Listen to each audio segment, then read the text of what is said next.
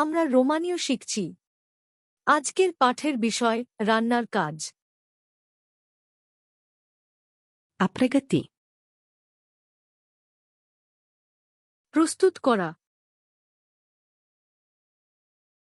A găti. রান্না করা, A tăia. কাটা, A toca. কুচি করা, A felia. স্লাইস করা, A curăța. খোসা ছাড়ানো, A spăla. ধোয়া, A clăti. ধুয়ে নেওয়া, A usca. শুকানো, A fierbe. সেদ্ধ করা, A prăji. ভাজা, A coace. বেক করা, A frige. গ্রিল করা, A găti la bur. ভাপে রান্না করা, A amesteca. নাড়া, A mixa.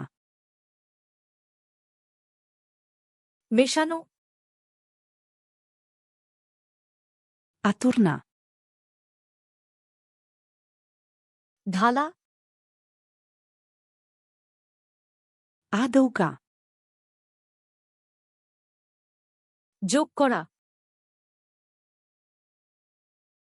A încălzi. গরম করা, A răci.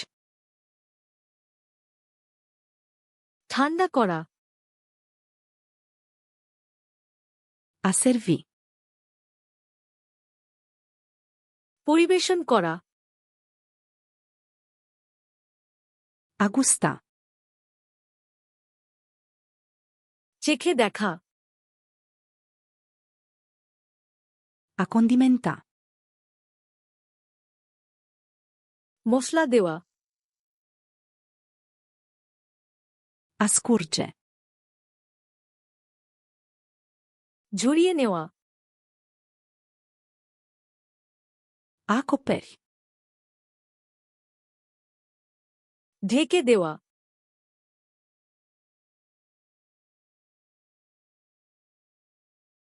A curăța.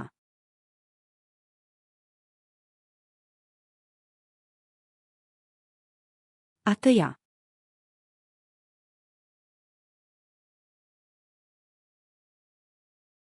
A amesteca. আপনি কি এই শব্দগুলি চিরতরে মনে রাখতে চান? ফ্ল্যাশ কার্ডসলে না খামে যান এবং হাজার হাজার অন্যান্য ডেক বিনামূল্যে অনুশীলন করুন। লিংক ডেসক্রিপশনে আছে।